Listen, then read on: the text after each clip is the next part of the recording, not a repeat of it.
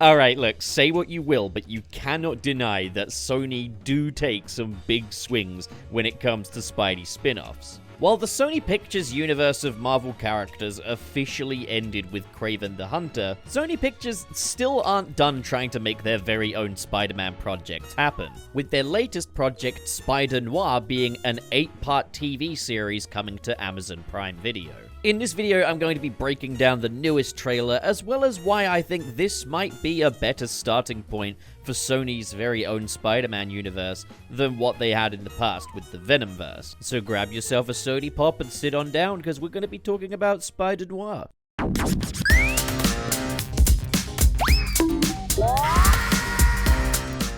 So the first reason to feel optimistic about Spider-Noir, when we might not have been optimistic about previous Sonyverse projects, is that this one actually has a Spider-Man in it. With the Sony Pictures universe of Marvel characters, so I'm just gonna call it the Spunk for short, there was always that elephant in the room, that will they, won't they. It felt like things were always building up to Spider-Man finally appearing, and they have only themselves to blame for it. Then when Spidey never materialized, it's just, what was all this for? This isn't being advertised to me as a Spider-Man fan with, oh, look at what this could build up to. Look at all these characters that could maybe someday meet Spider-Man if the stars align. There's no, oh, will this be the project where they finally do it? Surely, right? We're not being sold just a potential man straight out of the gate. I think the show Spider-Noir looks very cool because the character in it looks really cool. What's being presented to me is exciting me more than what it could lead to. The lost art of marketing, people. Another reason to be excited, though, is that they've chosen a Spider-Man that comes with a lot of creative wiggle room. Yes, there is source material when it comes to Spider-Man Noir, but there's not as much to work with as, say, Spider-Man 2099 or, say, Miles Morales. But that works out okay because it means that there is a lot of creative wiggle room. Rather than seeing an adaptation of Spider-Man Noir from the comics, we're getting more of an evolution of Spider-Man Noir. We're seeing new things built atop that concept. Spider-Man Noir was originally a lot more gritty, but nowadays, post-Spider-Verse, he's a lot more hammy 1930s Detective Private Eye. And this is another evolution of that, to the point where I was actually tricked into thinking that this might be a spin-off from Into the Spider-Verse. Given that Nicolas Cage is reprising the role and the costume matches the one seen in the Spider-Verse movies 1-to-1, I genuinely thought this was going to be a spin-off from Into the Spider-Verse, and this was going to be that exact same version of Spider-Man Noir. But this can't really be the case for two reasons. Reason number one is that there are two ways to watch Spider-Noir. One is authentic black and white, and the other is true hue color. Now, the color version renders this impossible, because if Spider-Man Noir exists in a dimension where color exists, why would he be so excited by the Rubik's Cube? Checkmate. But also because they have changed things up a bit. In Into the Spider-Verse, Spider-Man Noir refers to himself as Peter Benjamin Parker. However, in this TV show, he's Ben Reilly. Yep, they've changed our Spidey's name from Peter Parker to Ben Reilly. And we have officially been given a reason for this by showrunner Oren Uziel and producer Chris Lord, with showrunner Oren Uziel stating that Peter Parker feels very synonymous with the high school kid. It's very boyish, he's on his way up, while Spider-Noir is very different. He's older and jaded and not afraid to punch a guy in the face drunkenly, and he already had his Chinatown disillusionment moment that happened years and years ago. Then Chris Lord would go on to tease that there will be a reason why he's called Ben Reilly. Now, I'm gonna say this, the official reasoning we've been given there for the name change reeks of a mentality that has actually been really harming Spider-Man in the comics anyway. And that is the infantilization of Peter Parker, the idea that he is just this young teenager with young teenager problems and he's always broke and he can't get relationships down. And even if he is canonically in his 20s in the comic books, he must still have very teenage issues. It almost just kind of comes across as disrespectful to the many great adult portrayals of Peter Parker throughout the ages. It's funny, at the start of 2025, in response to the trailer for Your Friendly Neighborhood Spider-Man, I mentioned that it feels like we're stuck in this loop of Peter Parker just being treated as this quirky kid, who is incredibly soft around the edges. I didn't like that as the modern default for Peter Parker. Now, I ended up really enjoying Your Friendly Neighborhood Spider-Man. But again, Peter Parker is not just this. He doesn't just have to be this, and we don't have to rename him when he's not this. Now, that being said, while the official reasoning for the name change reeks of Marvel editorial meddling, I am in two minds about it. On one hand, I can absolutely see why they've changed Spider-Noir's alter ego. Characters like Miles and Gwen caught on because of their individual personalities and lives, rather than them just being extensions of Peter. The whole Spider-Verse concept just works better with different people all getting their own take on the mask and mantra than when everyone is a Peter. So yes, I am completely in favor of Spider-Man Noir getting his own name. Ben Reilly is also admittedly a great name that genuinely fits a detective private eye. But then on the other hand, I can also appreciate that just handing the name of another Spider-Person over to Spider-Noir doesn't really fix the issue, it just creates a problem for if the actual Ben Reilly ever does take the spotlight. We can probably take from this that the Clone Saga is something they'll probably steer clear of in TV and movies. And given that Ben Reilly was treated as more of a parody of 90s angst and edginess in Across the Spider-Verse, any further exploration of this guy is probably off the cards. But it also just strikes me as weird to rule that one out when we already know that Sony will keep making Spider-Man projects until they have clear evidence that there is no money left to be made, and, well, it's not like I'm gonna stop seeing Spider-Man movies anytime soon. I get it. Ben Reilly, on paper, seems dumb, but I can appreciate that to a generation of Spidey fans, Ben Reilly is their Spider-Man, and he's his own Spider-Man. And you can't just take another version of Peter and slap that name on them. It's not necessarily going to be taken as a loving reference, so much as just further trivializing a character that has ultimately been really trivialized over the decades. I guess my question is, if we're taking a swing on Spider-Man Noir, why rule out another Spider-Man in the process? I think Ben Reilly, if anything, could have been the solution to Sony's whole lack of Spider-Man issue in its original spin-off universe. If you can't make the whole clone thing work, you can always give him amnesia or something and leave his origins up to the imagination.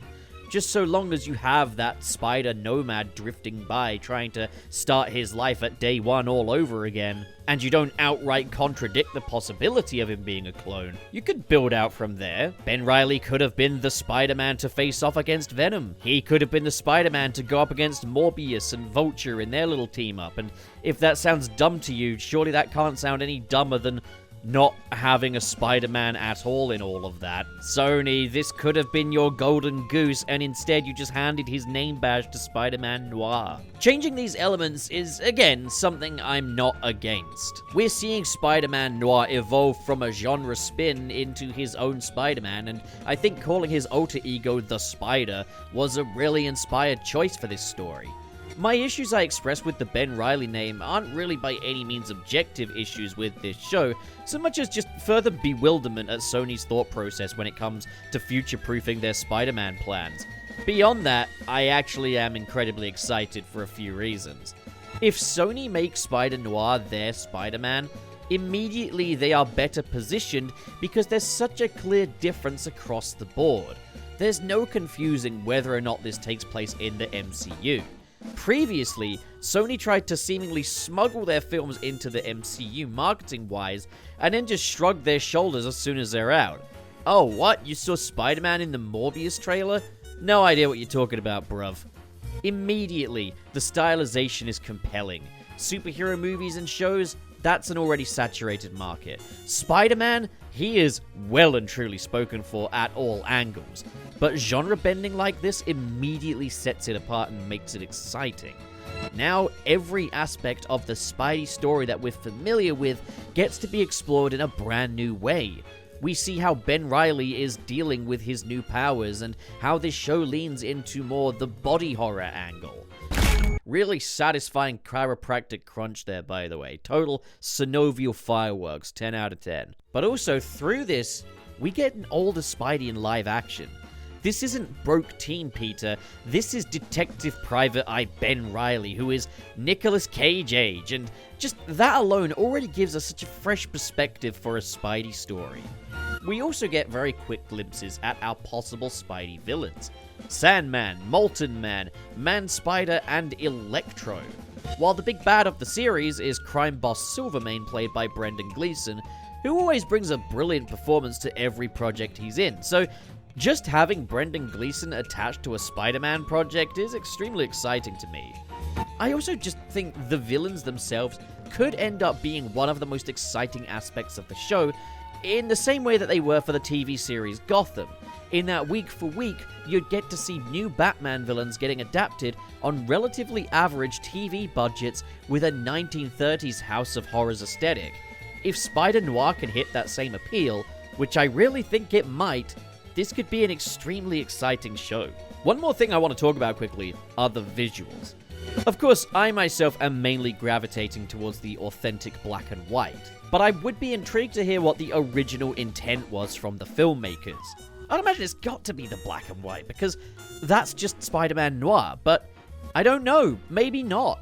The True Hue color version does also look fantastic, with some really nice lighting and grading, so it may be worth a shot for rewatches if the show ends up being good. Again though, I'm just really loving the framing and the lighting and the camera angles here. It feels intimate, cozy, and claustrophobic while also oppressive at the same time, and the black and white only really adds to that aura. I've seen some people say this looks like a fan film, and I think that remark has just lost all of its meaning given that fan films can vary from films made in Billy's dad's toilet to fully budgeted productions. Like, what does that even mean anymore? But I would say this looks like a TV show. Like, this doesn't look like one of those mega budget shows that's trying to be a movie. This actually looks like a TV show. They have just blasted everything with light.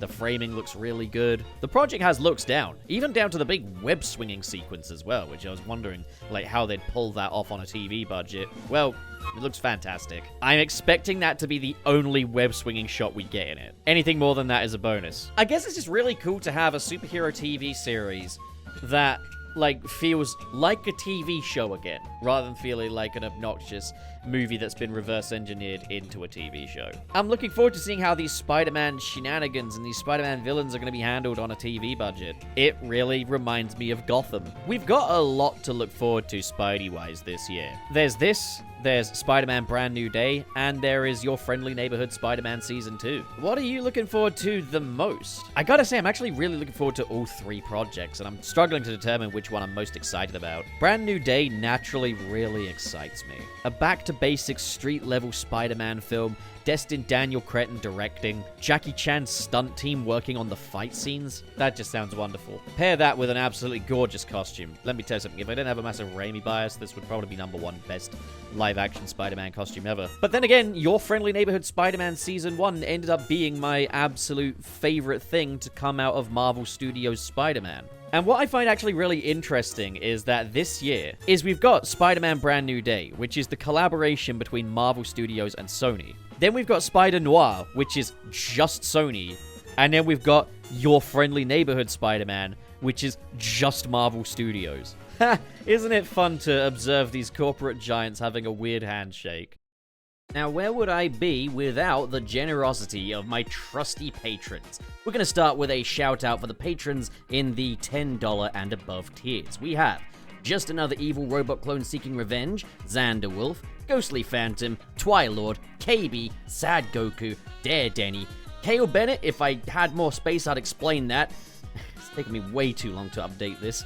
And Mr. SP, Sirius the Skeptic, and Biotin. And now, on to the patrons in the $5 and above tier. We've got Joseph Tribble, Press Play to Jason, Gideon Wells, Basic Content, Ben Raven, Reese Burns, Manalza, Goat Cannon, Silver, Josh Strider, Grant Allen, Marv Animation, Cho Henshin, RT0, Carl X, SSS06, and Vera Wild. Thank you, good folks, so much for your generosity. The video's now over. Get out.